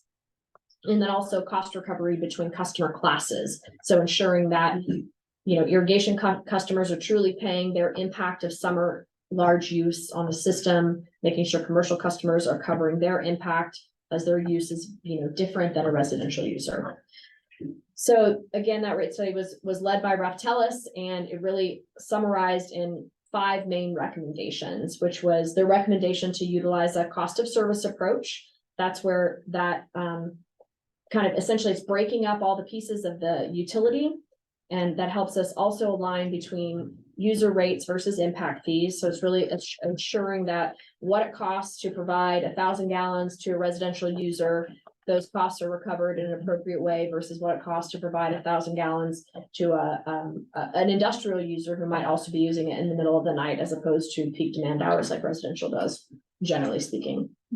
So that was both between allocating the cost between base charges and the volume charge, and then also making sure that it's assigned to each customer class appropriately. So that cost of service approach is how we were able to develop essentially what goes into the base unit charge, so that fixed fee that everybody pays every month, versus what cost goes into that per 1,000 gallon usage charge on both the water side and the wastewater side. They also made some recommendations on updating our fund balance policies, which were tackled last year. I think it was the end of last year. We brought that as well, an updated fund balance policy for the water and sewer fund anyhow. And then it made the recommendation for increasing rate revenues in the water and enterprise fund by 5% over 5 years. So each year for 5 years. And then that recommendation was increasing the impact fee rates by 4% every year over 5 years. So at this presentation that we provided to the board, a work session presentation in October, there was a request to go back and review whether things had changed mainly in the construction industry, adequately that would drive perhaps an increase in that impact fee that we weren't really reflecting with that 4%. We did go back, looking at various or municipal cost indexes, mainly construction cost indices, including CDOT's, engineering news record indices, some very local regional ones. And we're definitely able to justify that an additional 1% increase for those impact fees. So we are proposing a 5% increase to the impact fees in both the water and the sewer fund for 2024. That recommendation is not necessarily at this point, it's not being recommended for that 5% for the subsequent 4 years. But it is committed that staff will review it annually, just as we have done this year, to ensure that all of the assumptions that go into some of those to the rate models, making sure things haven't changed. If they have changed, making sure that gets captured and embedded. Fingers crossed, we're not going to see the same kind of inflation rates that we have in the construction industry, or there's a whole varying other set of cascading impacts that we would see. So the packet does include in kind of a little bit difficult to read situations. There's two appendices in there that include our, I believe it includes, yes, our current 2023 current water and wastewater usage rate. So that it's broken up by residential, commercial and irrigation, and then the wastewater base rates and tiers as well. And then the proposed rates are in Appendix B. So and that does see, and then in Appendix C are the impact fees. So what you see here, those increases do capture 5% proposed increase for both the usage rates and also a 5% increase for the impact fees for 2024. One of the things that Dawn alluded to, and that I did want to speak to as well, in the October work session, it was October, right? Is that October? I think it was October. Work session, we sat and talked about the rates. That package did include those 5-year financial plans. Dawn and I are working together. We were just sitting upstairs talking about it, looking at it, making sure that the rate models that we have tied together any of the various changes to both the proposed grants that have now been approved by the board, the reductions in some of the operations and CIP budgets that have been through that second iteration. So essentially, the financial plans that were included in October only included the budget kind of as it was at October 10th. I want to be able to provide updated 5-year financial plans that would reflect all of the approved changes that have been through, that the board has seen, and now you have seen in this presentation tonight from Dawn, through what was the board's November 14th meeting. The other budget item that would get updated in there and does have a big impact is that we know exactly how much the 23 North Cooter invoice is. So we will reflect that into the model as well. So there's, a few $100,000 of savings over what we were already anticipating. And to be able to bring that back to the board with our rate presentation next week. So that there's a little more clarity of being able to see a few years of impact and how quickly or not quickly we look to be turning around out of it. Maintaining those proposed rate increases as proposed through that Raftellus rate study. Because I do want to, one of the things we really are trying to limit is that yo-yo impact and feeling to the public. And so though there is the possibility of raising rates heavily on the upfront to maybe limit any of that bleeding more quickly, the impact that has on residents is pretty significant, and we've already done that and seen that. And we're not looking to relive that. We're not looking to, that's just not best practice that we would like to propose. And if we can show that in a larger snapshot beyond the 2025, we've talked about that impact to the sewer fund, especially that point where we kind of dip down and hit the bottom, which we knew was going to happen in both the water and the wastewater funds with the last year of planning with the CIP project with the big plant expansions. But we can look at a longer scale and be able to see that, how quickly do we resurface, get back to a healthy functioning level where we're not dipping into the negative any longer. I think it's a little easier and feels a little bit better than just sort of seeing that we fall off a cliff and then not talking about how do we climb back up the cliff. Furnaces and all. So that is on tap for us to try and hammer out, working to probably tomorrow, Wednesday, and then again Monday, so we can ensure it gets in the packet. So it might end up being, just since the clerk is in the room, it might end up being an amendment, so we get the packet out soon, and then we amend with the financial plans, because we'll have the other stuff ready to go by tomorrow, or I will. So we get the board packet out, the holiday, darn holiday. I know. Family.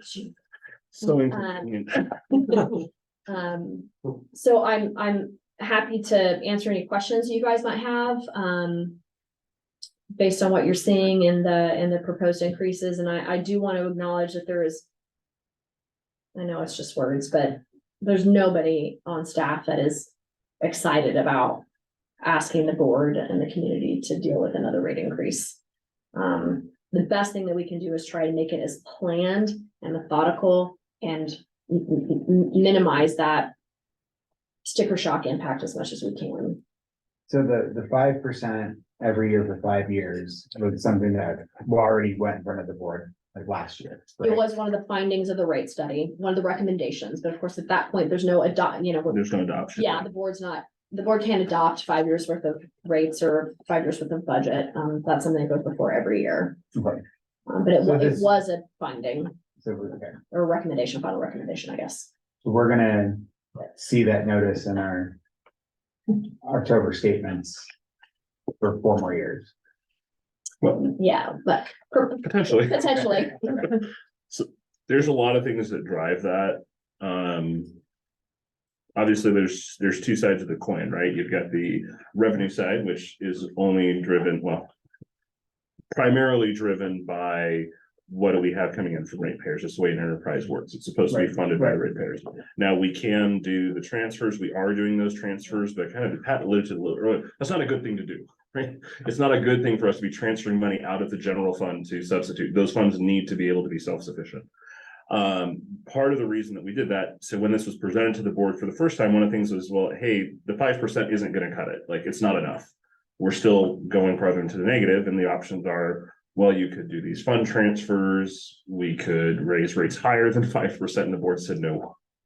So we said, let's do the transfers. Let's do it for this year. Let's do it for next year. Let's plan it in for 2025. So that way, even though it's not a good thing to be doing, we don't want to continue that. It allows us to, because we've already put so much of a burden on the ratepayers for the last 3 years leading up to today. Because again, this was an issue that started really probably back in like 2011 or 12 was when this should have been addressed, and how the revenues and expenditures, but it wasn't, right? It wasn't addressed for 8 years. So we ended up playing catch up for the last 3 years. So that was part of the reason. Now, if we end up with more building, like we're being conservative on permits coming in, because that's the biggest driver when you look, especially at sewer, but in water as well. Water, you've got the North Pooter bill and you've got our loan payment. Those are our two biggest expenditures in the fund. So if we are able to come through negotiations and work on the North Pooter contract, which is how we're awesome, that can help reduce that expenditure. The other side of that is if we are able to have more building come in, then that building, those impact fees, in an ideal world, those should actually pay for that loan payment. The impact fees coming in from new building. So if we get to a point where we've got a couple of hundred or 150 to 200, I don't know what the number is, and then those take over that, then that'll actually help the fund come out of it much quicker. But we don't know what's going to happen with the economy, with buildings that are available, things like that. So right now, what we're projecting is if those numbers are lower, what we think is reasonable, it will take us those 5% will help us to get there. But that's got to be coordinated with other things on our end, making sure we're watching the CIP, making sure we're watching our expenditures. What are we able to work through on things on that side? I have a silly question. I'm on paperless statements. Why am I getting statements in the mail? Yeah, me too. Yeah. So then I'll bring that up. I feel like it's been when there's notices. I don't know if it's Okay. been every month, or is it just like, No, I get them every month. and I'm checking my settings right now. I'm on paper. That's just the way to. Yeah. Save 63 Save some. cents. Yeah. The post office yells at me every month too. Cause it's gotta go to the PO box, but it won't update. And I know that you have been told, but it says on the paper bill, we're on auto pay when we're not. I've been told that you've been informed, someone in the department has been informed. So am I calculating this right, the 5% each year works out to 27.6% increase In total, in total? probably, I've not Right. done that, but yeah, since it's compounding Yeah, essentially. okay.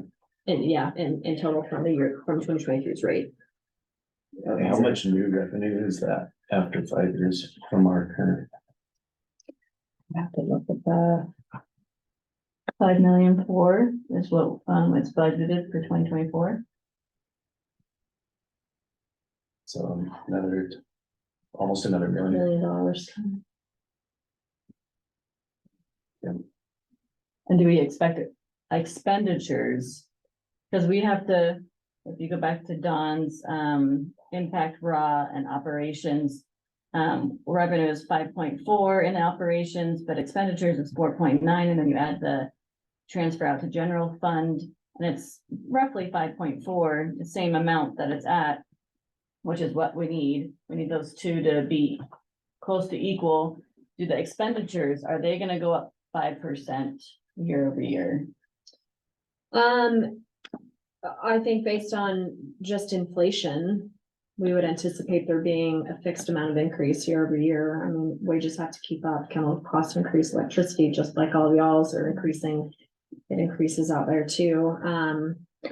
But I mean, I will say the one thing that is currently out of our control and increasing at a rate of, 300% over a 5-year period is the money we paid in North Irrigation Company on an annual basis. So, as much as the loan payment drives that fund, I mean, for 2024, we're budgeting well more than twice the loan payment for that one line item. So if we can, when we successfully renegotiate that contract, no pressure, don't. Making your phone call. That will be, that's a huge, It's a game changer. it's a game changer. Thank you. So if you were to apply inflation, it's in the last year, it's been around 4% CPI. Mhm. So this is only 1% over that. Over that. And do you have an idea of how much of the actual expense is subject to CPI? I mean, the large expenses like chemicals would be, and sometimes we're still, I know we're far from COVID, but I'm still have a little PTSD, yeah, it's up to overstatement, but from expenditure increases that happened during COVID, chemicals was one of the biggest ones. Mainly due to transportation issues in the rail industry and shipping. Do you remember, if you guys remember that? That was really bad. So I'm still suffering from some of that, so it's hard to get away from that, but chemicals would be one that I think would, I wouldn't think like our software fees probably wouldn't be wouldn't see that kind of inflationary adjustment. I would think it would be shop supplies, some would, pieces of equipment or tools and stuff, probably not as fast as that. So I mean, the big operational line items that are out there besides the North Peter is electricity is gonna be a really big one. That's gonna be at both facilities. So that's giant. And of course, it's two different providers at each site. So if you Chemicals would be the other one. look at the October 24th on the Board of Trustees packet, there's at the very two bottom pages, there's the I think Meagan mentioned them earlier, the kind of projected like next 8 years or something like that.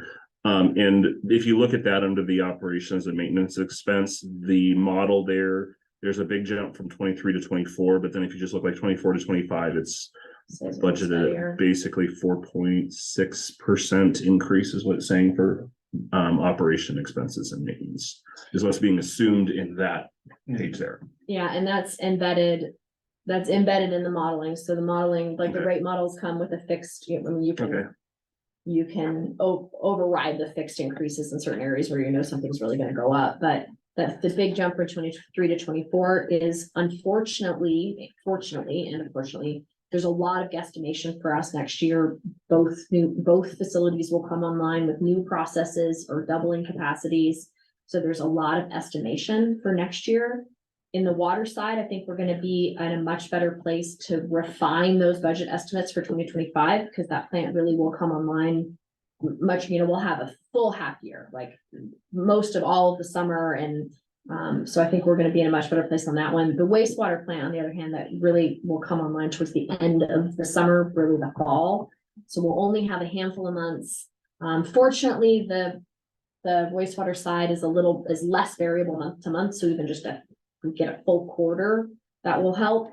But so we'll still be in a position of having to really estimate for wastewater, but we should be in a pretty good position to be able to estimate operational expenses for 25 with a much finer point on that pen.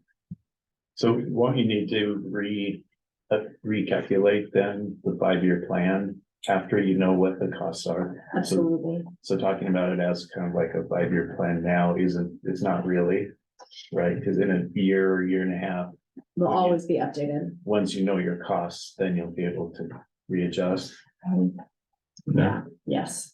And I think it's fair to say that as we, that rate study was performed in the middle of 2022.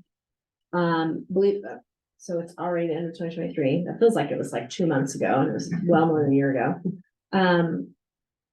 It would be necessary and smart to ensure to bring in all of that new data that we would have for both operations expenses.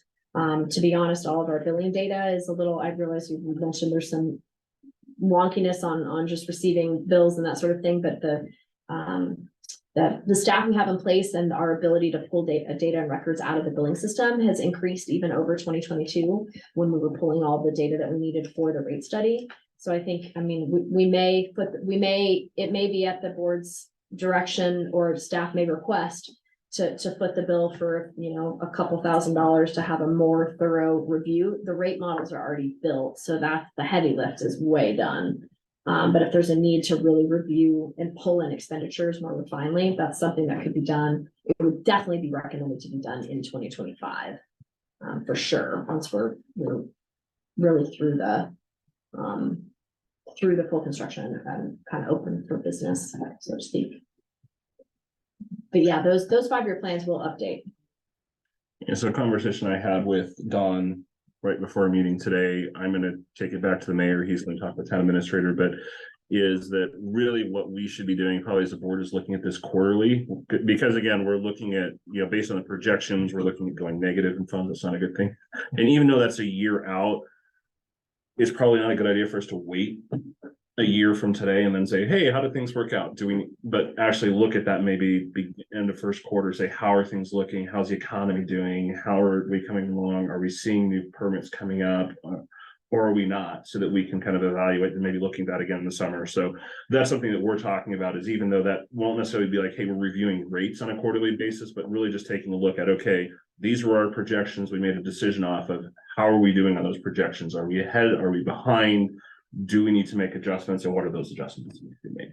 So we haven't done anything official on that, but that kind of came out of a conversation earlier today, is that would probably be wise. So like I said, I'll be talking to the mayor about that to see if he's open to that. And then Don will be talking to the town administrator. Yeah, because you don't want to get a year in and go, oh, they were off by $1 million. Yes, yep, I 100% agree. We've had some internal conversations as well in PW and with our multifaceted clerk around the efforts to see how, so it was, the wet year is great for a lot of reasons. Obviously, we see that it's finding, you know, threading the utility needle is not always great.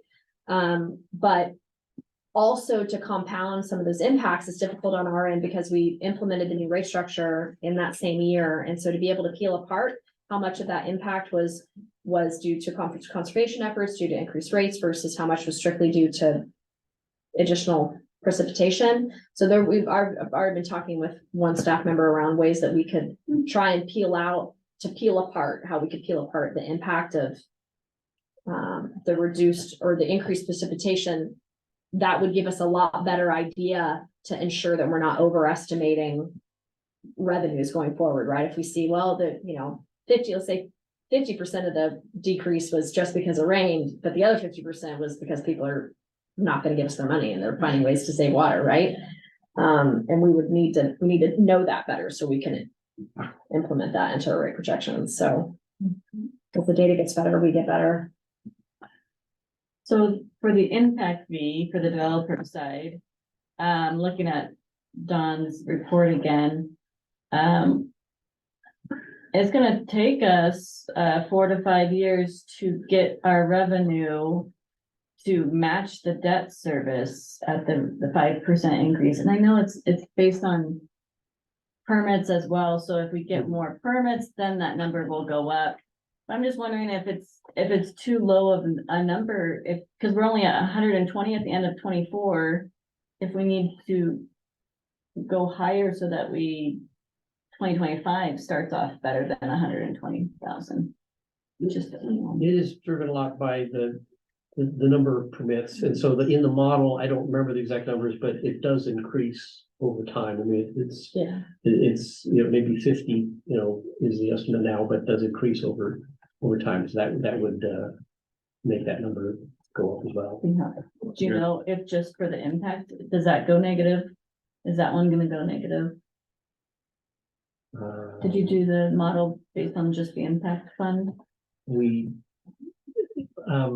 let us update it. Mm-hmm. Is the impact fund, is broken out from operations, so we Mm-hmm. can tell that, but let us get the updated numbers in there.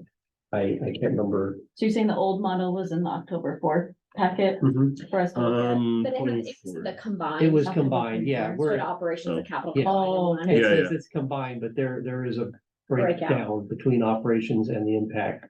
That's the combined version in the packet, Okay. but we can look at So that. yeah, because you gotta know, maybe, I know you don't wanna charge someone differently than the other, but the developers are in charge of the impact fee fund and the residents are in charge of the operations fund. So just making sure that our funds don't go negative.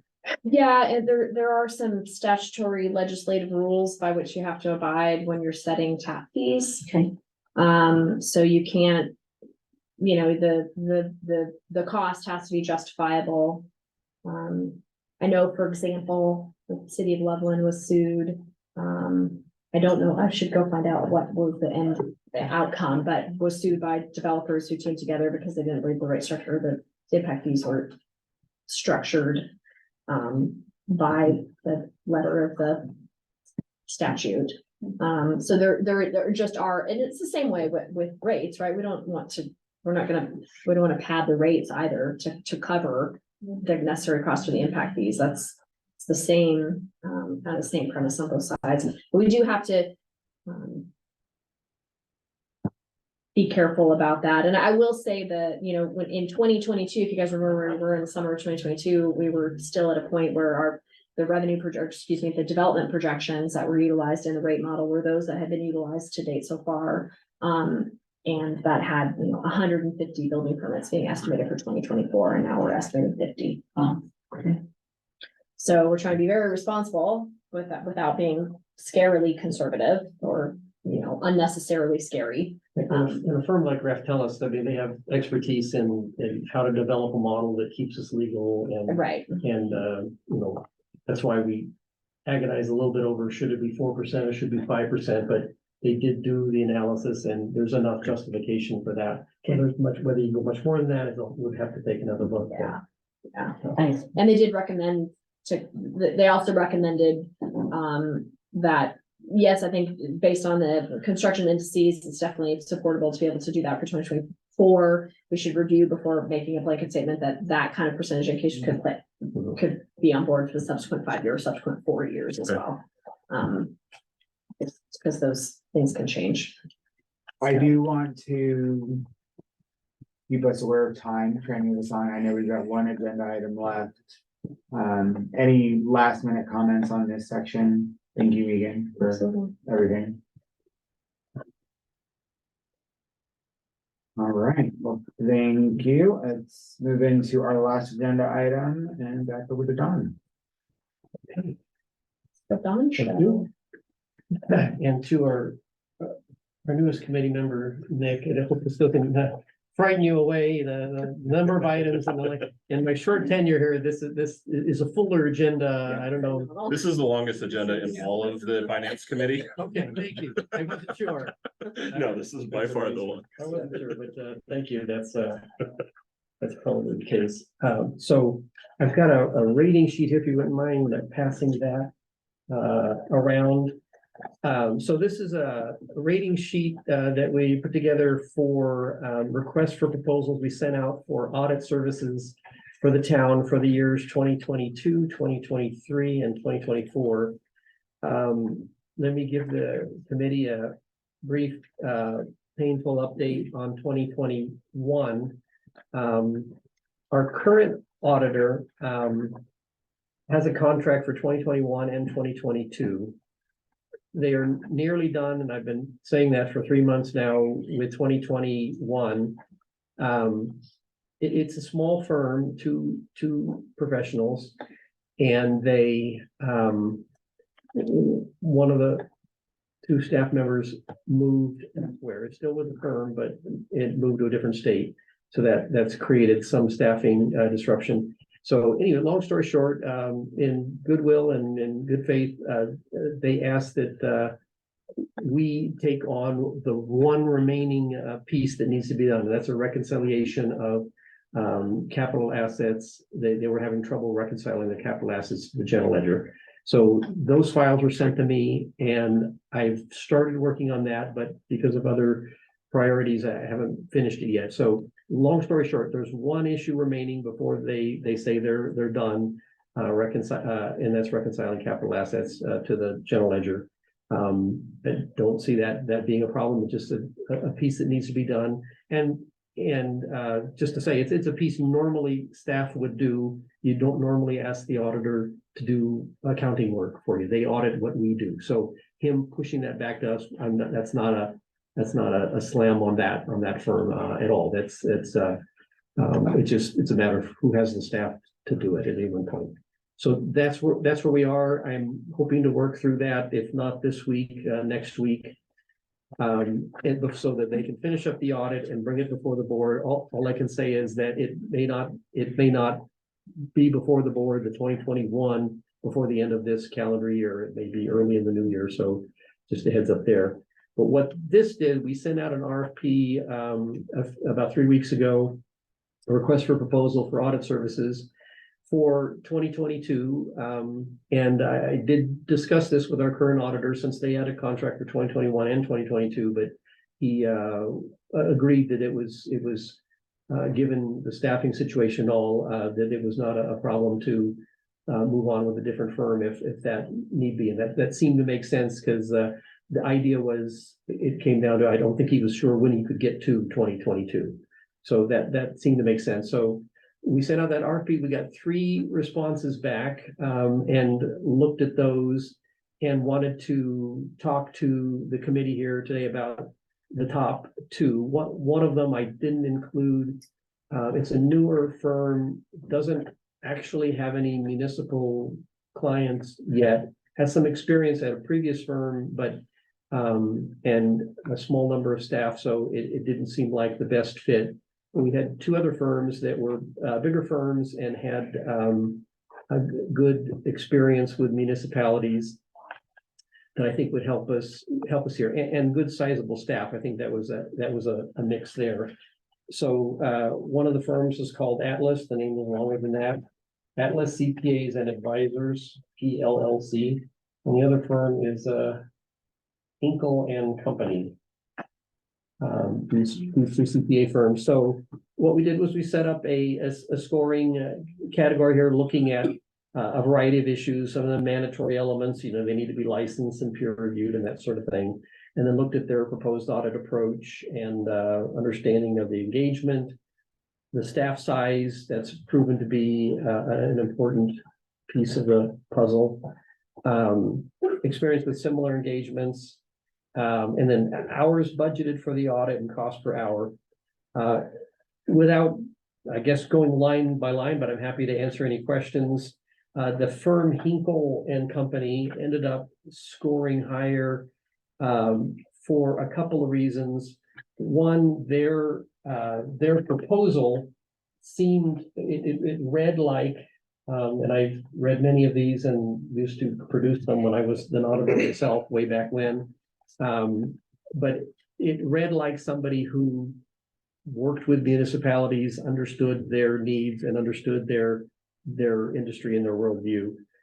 They have existing state of Colorado clients that they work with, and most of their audit practice is with governmental concerns. They have 28 professional staff, which is, you know, not a national firm, not a, you know, regional firm.